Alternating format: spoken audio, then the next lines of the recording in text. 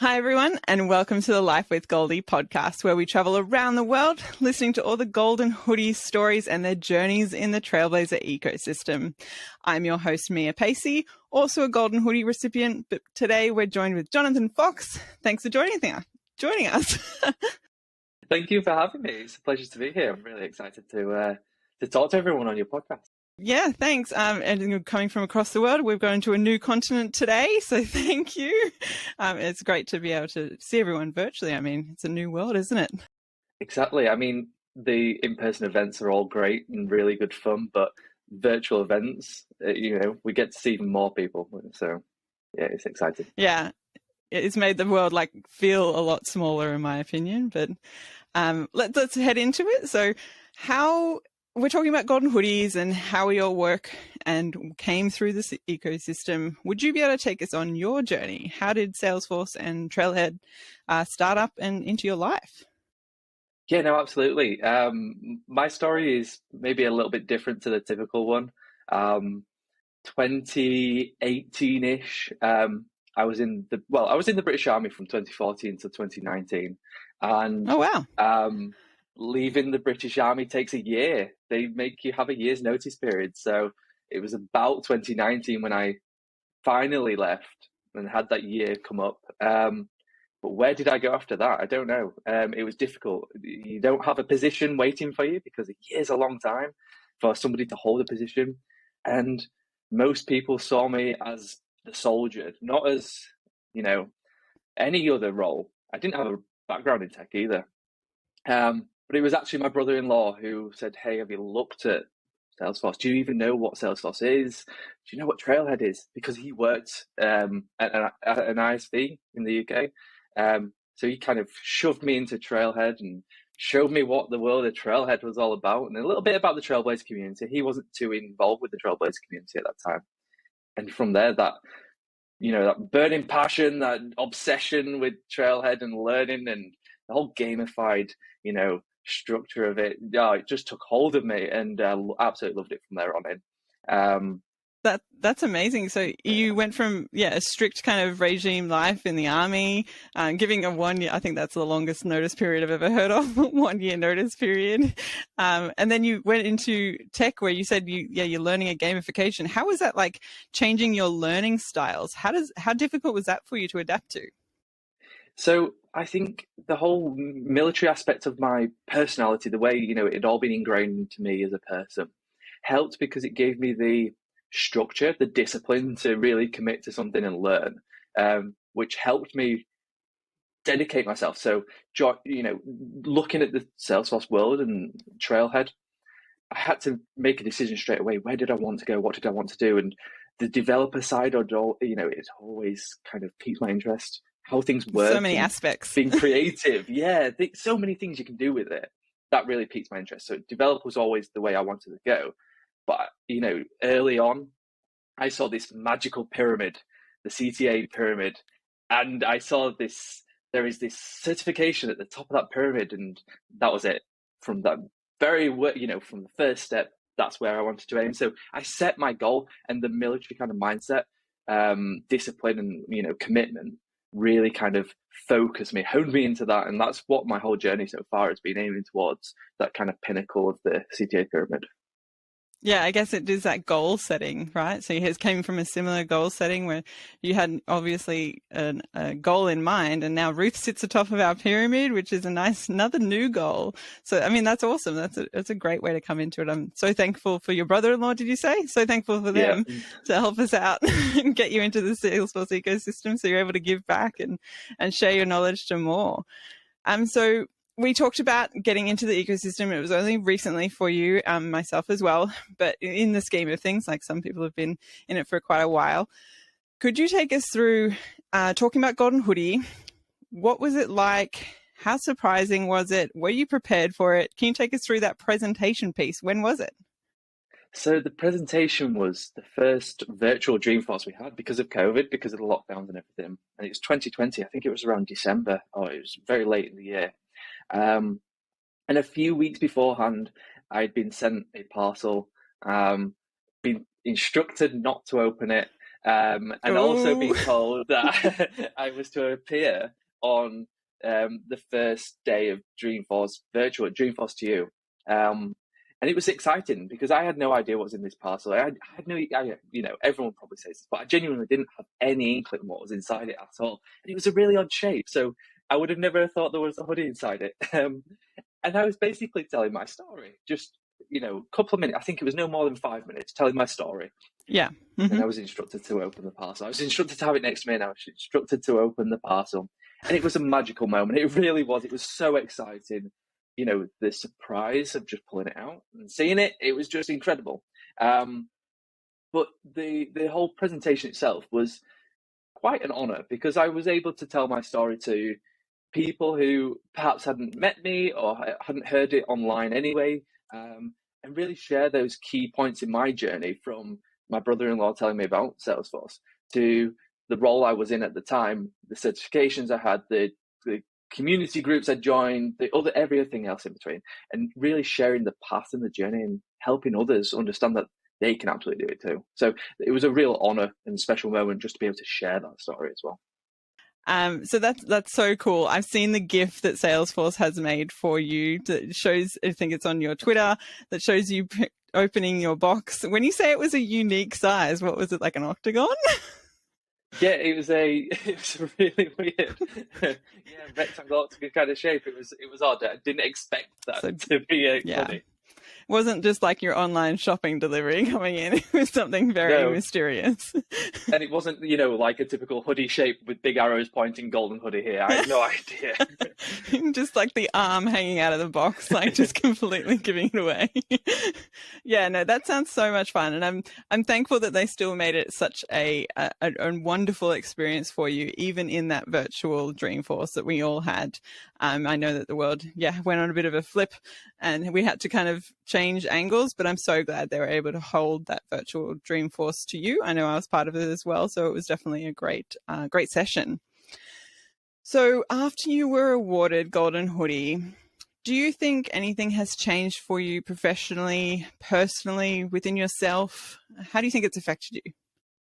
So, I mean, the whole concept of the Golden Hoodie, I don't think it has necessarily changed me personally, personally or professionally, because the build up to being awarded the hoodie, everything I did which led to me being awarded it, hasn't changed. I still give back in the way I do. I still try and help people, mentor, guide people into the ecosystem in the same way.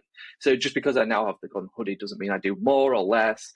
I think what it does allow me to do is have a little bit more of a platform to show even more people the story, tell people how they can do it, and really, inspire them. So both personally and professionally, it's the same thing. It gives me a little bit more of a platform to be able to reach more and inspire more, which is inevitably the whole aim, is to, help more people into this world and have a successful career and find a passion in technology, and especially Salesforce.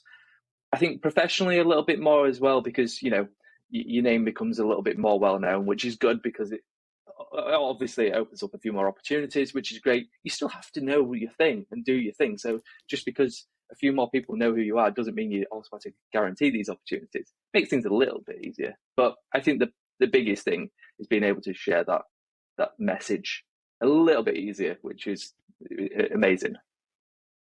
Yeah, it's a wonderful experience to be able to have that, a little bit more of a platform to be able to say and help others, and let everyone know that you're able to give back when they need you as well.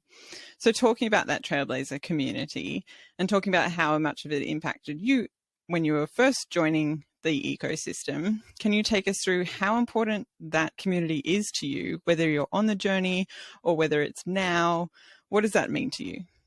Oh, it's incredibly important. I owe a lot of my kind of journey and where I am now to the Trailblazer community as a whole. If you're talking about specifically the Trailblazer community groups, that was the first interaction I had with the Salesforce ecosystem post my brother-in-law telling me about Trailhead. I went to a Trailblazer community group near me. It was a women tech one. And that's where I learned from the group leader about Salesforce Military, the Salesforce Military program, which really threw me into the whole world properly by giving me these Trailhead Academy courses, certification vouchers, really making it limitless for me to gain in the Salesforce world, because money became no blocker, because certifications are quite expensive for someone who isn't earning a lot and is fresh to this world. And it gave me a community again in the Salesforce Military world. So that was the first instance of the community, was at that community group, spreading my community even further by telling me about the program. But then I got hooked with Trailblazer community groups, and there wasn't one in my local area. That one was a little bit further afield. So I created one to bring like-minded people together. It was an admin group, and to help me learn from others and network as well, because networking is incredibly important. And that's where it all really took off. Had I not set up that group and had that regular interaction with professionals in my local area, I think this whole journey would have been a lot more difficult. So really taking advantage of what the Trailblazer community has to offer, which is that networking, that close interpersonal relationships, and really gaining knowledge just from talking and sharing with each other. The Trailblazer community is a huge, huge part of where I am today. And I've said to many people, if there isn't one available, if there isn't one in your local area, then start one, because I was this 2-3 months into the Salesforce world, and I started one. You don't need to know anything about Salesforce to start one. You just need to be someone who can get people together, organize some events, and sweet talk a local company to host you. And you can get some really cool people in some really cool places, have some beer and some pizza, and just talk Salesforce. I mean, there's no better way to spend your evening. I appreciate the call out of Sweet Talker Company. Maybe we should make a Trailhead module about that. How to get a venue to give you a space to host your group. But let's give a shout out to that group. What group did you start? So it was the Leeds Administrators group. Everyone go and head to the Leeds Administrator group and give them some love. I know that your journey has changed now. Would you take us through what you're doing now, and where has your journey led you to? So I went from the partner ecosystem. I now work at Salesforce. I started at Salesforce in, when was it, 2021 January, as a senior technical consultant on the technical architecture team for the UK and Ireland. And I did that for about 1.5 years until May of this year, where I joined the solution engineering team as lead solution engineer for public sector. So quite a different change. It went from post-sales to pre-sales, but a fun one. And it's a whole new kind of area to learn, and it's a whole new skill set to learn, but one that I think is incredibly important to learn. So a completely new direction, and I'm only fresh into it at the moment, so I can't say much more about it, but it's an exciting role, and I'm getting to do things that I really love.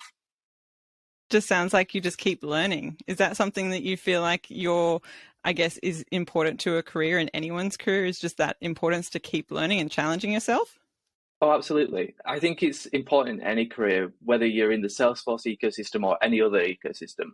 But I think it's more obvious and more important in the Salesforce world, because there is so much you can learn and so many different directions you can go, that constantly learning and evolving your skills, gaining more experience, is only ever going to benefit you. But the beauty of being in the Salesforce ecosystem is that it's actually really easy to pivot and go into another role or another area, a different product of Salesforce, for example, if you want to, and you want to switch it up a bit. So the options and the opportunities within the Salesforce world are just incredible. And it really is limitless. You one day want to go from being a developer to a BA, well, then that's definitely within your reach. And you want to be a marketing cloud architect, but you're a core architect, well, that's easily achievable for you. So, the range of roles and the direction is so great in the Salesforce world, but that continuous learning is just ingrained into you from word go with Trailhead. It's definitely what is stabilizing Trailhead, is that continuous learning and everyone's drive within the community to learn more, but then give back, and learn more and then learn from the person you gave back to. I hear a bit about people mentoring, and I think you mentioned it earlier. Have you experienced mentoring in the ecosystem, having a mentor or being a mentor? Yeah, no, absolutely. I've had a mentor, I've been a mentor. I think a lot of people do both without even realizing as well, just by reaching out to each other on the Trailblazer community, even simple things like us talking today, we're kind of being mentors to the people who are listening and, telling the story. I think a lot of people inadvertently become mentors without realizing. And that's the real, unique part about this community, is that without even thinking, without even reserving any judgment, without even really having an ulterior motive to it, we automatically go out of our way to help each other. Somebody puts on the Trailblazer community that they need help with something. More often than not, you get an answer replied to you within an hour. You often get people messaging you saying, do you want to jump on a call and we'll go through it together? That's the start of a mentorship blooming already in some cases. I think that's kind of on top of the learning. The whole premise of the Trailblazer community is this mentorship that just blooms. Yeah, and I think it comes back to also those Trailblazer community groups where you can find those people to talk to, and you can find those like-minded people in the area just to connect with. And if it's like you're helping them out that one night, it doesn't have to be a formal process. It's just let's all communicate equally and give back and share our knowledge, because ultimately it will come around again, because we all know how large the Salesforce Ohana is, and it's all growing and different aspects are growing. So you never know when you might need someone else's expertise, you might say. Yeah. Oh, I was just going to say, there's the official programs, there's the official Trailhead mentorship programs that you there be is an official mentor if you want to be one, but there's nothing stopping you from jumping on the Ohana Slack or going on the Trailblazer community groups, or even just signing up to, Ohana pairs and being coupling up with somebody and just being that buddy with somebody. They're all key mentorship opportunities. And whether you realize it or not, they are mentorship opportunities that really turn into friendships. And that's the kind of important bit about it. Yeah, and then you can see everyone in real life when we get back to in-person events. Exactly. And have that virtual mentorship turn into an in-person mentorship and friendship going forward. Pizza and beers, who knows where it can end.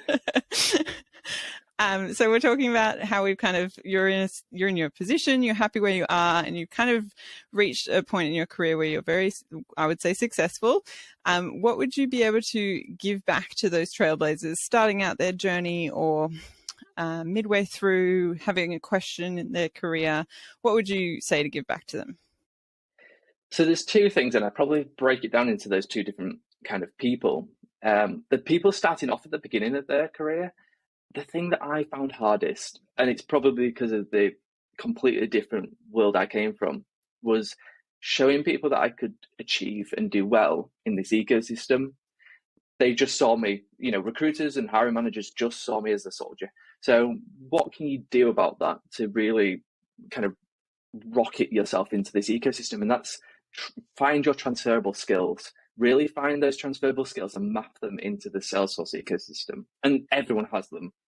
And a really cool example I give is the military spouse.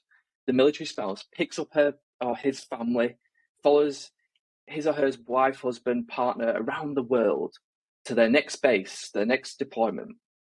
They find a house, they find the new bills, they find the local shops, they find the local schools, they enroll their kids in the local schools. That itself doesn't sound like a career skill. Well, it's a project management completely. I mean, look at this big project you've just done. You've just moved your whole family, enrolled them in new skills and done all that. That itself is a really cool, really powerful transferable skill, project management. So that's one that I give because people don't often see those kind of day-to-day skills being transferred into professional skills, and they absolutely are. So that's the first kind of bit of advice I would give into getting into the ecosystem. Find your transferable skills. And then the people who are kind of at a crossroads in the middle of their career and don't know where to go or don't know what to do, is just find something that you're passionate and you enjoy. I thoroughly enjoy tweaking and playing around and building things and being, creative with the solutions I do. So that's what directs me into the way I'm going at the moment, because it gives me the platform to be creative and fun and enjoy what I'm doing. It means that it's not really a job anymore. It's a full-blown career, but one that's still a bit of a passion and a hobby at the same time. So really just find something that you enjoy and you've got a passion for. That's great. And I think going back to your first point about using the skills that you have and acknowledging them, you could go on an endless list with your example. I mean, they've got to Absolutely. communicate with the people, they've got to do finance, they've got to Yeah. now make new friends, they've got like just, it's endless. So put those things. So how would you think, like when you say call out the ones that you have that are not specifically professional, how would someone do that? Would they just write them on their resume, or would they then go and try and like emphasize those communication skills and learn a bit more about them? Oh, I would definitely say that emphasizing them and learning them a bit more in a formal setting is always going to benefit you. It's always going to be useful because then you've got something tangible to say, hey, I've done this in a professional world as well, or I've got this certificate that proves that I can do it in a professional world. But even if you don't have that opportunity, simply not necessarily just listed them off on a resume or CV, but at least, looking at your day-to-day life or spanning it across a year and really just simply writing it down, but pulling out those key points and having it as a bit of a, throw it into a quip, figure out those key points, and then you've got it there as a bit of a cheat sheet to go into your next interview with and go, well, you know what, I do this and I do this and I do this. And there's nothing wrong with giving an example of that personal life, moving your kids and moving your house and family, because, I think that probably has more impact when talking to a hiring manager or recruiter about your skill than saying you've done 7 million projects, all very similar in the same industry. Actually, that story in itself probably has quite a lot of impact and will get you a lot of respect just for going into it and explaining it. Yeah, and I think that's a really good thing to call out in interviews. I mean, using those personal stories is actually really valuable. I know I've had experience where someone told me their story about how they had to immigrate to Australia and all the paperwork and all the exponential amount of information they had to correlate and then convince another party that they should be the ones that they should bring in, be a citizen. I was like astounded the amount of process they had to go through. But that to me showed me that they had drive, that they were able to reach the goal and really put their head down and focus on the end outcome. So don't disgruntle anything, like you said, just Yeah. make sure you lay it out on the table. Really emphasize those skills. I really like that. That's a good one. And hey, you can't teach somebody how to be a person either. You can't teach somebody those personal kind of personality traits. So being able to see them and using a story like that, your personal story like that, to show the professional skills, shows you a personality as well. And the professional skills can be taught and can be built on top of and, finessed. But you can't teach someone personality. And that's a really good opportunity to show your personality as well, because working with somebody in this ecosystem, you're close to them. You have to trust them. You have to you need their help. You need them to support you. So you want to be working with someone who, has a great personality as well. And that's something that's really important to show. And I don't think I could even count on one hand. Well, I couldn't even count one person in this ecosystem that I've not gotten on with. I don't think there's a bad egg in the Trailblazer community at all. Not that I've seen anyway. Yeah, I agree. I haven't come across anyone I would call a bad egg either. But no, I really love that. And also about the whole, if you're at a crossroads in your career, let's touch upon that and talk about if you are, do you ever feel like there is a point in your life where you're too old? Because I think that age sometimes comes into it. And I've seen people be so successful in the Trailblazer ecosystem, even with a career change. I hope to be in this ecosystem until I am really old. And I really hope that the age doesn't make a difference. I mean, naturally, it's harder to learn things when you're a bit older, but I don't think it's necessarily a blocker. And I think actually, age often brings wisdom, brings experience, and it's those experiences that we really kind of advocate and want in the Trailblazer community. We're all about sharing experiences, and we're all about bringing new experiences from different diverse backgrounds into the Trailblazer community, because that's what helps us grow and innovate. So actually being a bit older with some more experience on the back of you is probably a benefit, and is actually something that will be really well received in the kind of local community that you're in, the Trailblazer community as a whole. I think it's a really good thing. And also, I think Trailhead is designed for anyone of any age and any status that they would be able to get into the ecosystem. Do you agree that it's very like low barrier to entry to learn Trailhead? Oh, absolutely. You've got the really kind of straight to the point, simple Trailhead modules that can help you really find that pace in your learning, get you started. And then you've got the really in-depth modules that really hone in your skills and focus on the nitty-gritty part of whatever feature you're learning. And that means that it's tailored from very beginner basic to experienced architect, for example, developer admin. So absolutely, it's tailored for all people. But not only that, the beauty of Trailhead, I think, in more recent times, is that it's not just technical skills that it teaches now. It's your personal skills, it's your resume writing, public speaking, all these great things, managerial skills as well. I think it's cooking. Fantastic. I saw cooking on there. Yeah, healthy eating and things like that, sleep, all these great modules. Yeah. So it's not just about hardcore, I need to learn how to write some Apex triggers, It really does teach at all levels for all different roles and all different kind of hobbies and interests. So yeah, absolutely. Trailhead is totally designed for that. And just because it's covered with Trailhead characters like the ones we've got behind us, doesn't mean you have to necessarily get on board with that and, love it as much as we both clearly do. Because the content there is still valuable to anyone reading and learning it. Yeah, it just gives that extra aspect to put a smile on our face, and I don't think that's any bad in that one. No, but I do enjoy everyone that pulls out like the Easter egg module from Trailhead. It's like, ooh, I found this one. You're like, oh my goodness, that's so great, but it's like a soft skill. So then I go and do it, and I'm like, I learned so much. Everything is so amazing, and I think anyone can jump into the career at any time. I think the ecosystem is very open to that and equal as well. So we're coming up to the point in the podcast where I do have that fun question. So my fun question is, if you were an animal, what animal would you be and why? So I think it would be a bird of some sort. I would love to be something big and majestic like an eagle, but you know what? I'm quite happy just being a general kind of little tiny bird. The bird is the main thing because I think it's really cool being able to just to fly around and see everything, kind of limitless in some ways. You're not constrained to being on the ground and walking. You can kind of go fly anywhere and look at the world. That's cool. Maybe, I don't know, actually, maybe something like a swan. Swans are quite cool. Oh, yeah. And quite British as well, isn't it, really? So, pure white, majestic looking swan, but being able to fly. It's the flying and having a look around concept. I just love to be up and seeing everything for what it is.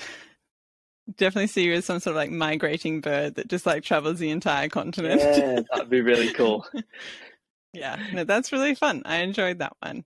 So at the moment we have a time for you. So it's an open mic set of our podcast where you can promote, give back, provide some advice, reiterate whatever we've spoken about. But yeah, open to you. Your turn.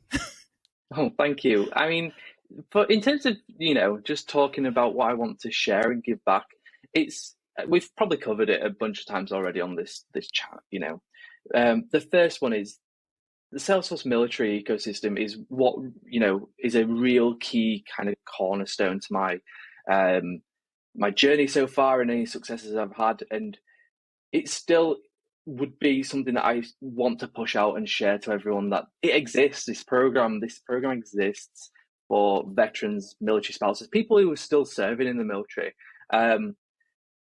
Get out there and have a look at it. Share it with any friends and family, colleagues that you have that might be in the military, in the reserves, military spouses, veterans. It was so important to me that I joined that program.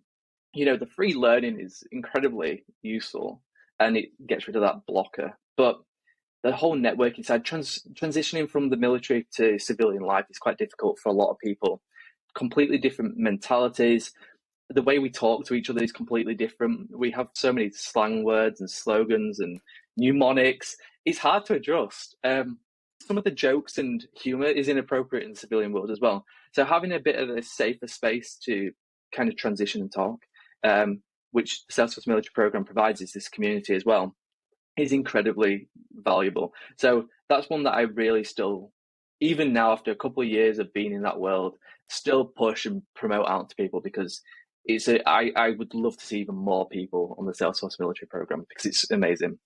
In terms of advice, though, and what I would share to anyone listening and friends and family of, is that, again, just that transferable skills, that mapping your transferable skills is so key. There's lots of techniques and ways to do it out there. Lots of resources online, but simply taking a look at your life and breaking it down and mapping it out is a real key to success, because you're going to encounter it everywhere you go. And it's not just breaking into the Salesforce ecosystem first, it's perhaps going from that senior dev role to becoming that first role as an architect. How does your skills map to being an architect? And it's easier perhaps, you think, because they're both Salesforce roles and you're both in the Salesforce ecosystem, but they're a completely different skill set. So not that you don't have it, but how do you translate those skills? And then finally, we hear about Salesforce being the platform for change for the world in general. We hear it from our keynote speakers on all of our events, but bring it down a level to us personally, and especially myself and yourself, using the Golden Hoodie as a little bit of a platform to be able to share these stories and, share this inspiration for others to do a similar path. Anyone can do it. You don't need a Golden Hoodie to talk about it. Get on to the Trailblazer community groups. Start your own little blog, do something, but be a platform of your own for change and really share your story, because no matter how small or insignificant you think your story may be, I guarantee there is somebody out there who will click on the link and listen or read and will absolutely find something valuable and inspirational. And it may well set their career off in the right direction as well. So share, and even share some more, because it's so important and it would be valuable to a lot of people. Yeah, I love that. I do agree that if you think that there's no one out there that's like you, you're silly. Like there's someone out there that's done it, that will share it, that will tell you about it and will help you through it, because that's what the Salesforce Ohana is about. And definitely go out and share it, just in case your little aspect of your journey can resonate with someone else out there. I really like that message.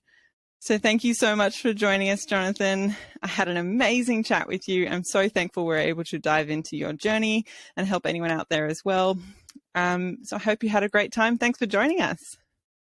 It's been an absolute pleasure. Thank you so much for having me.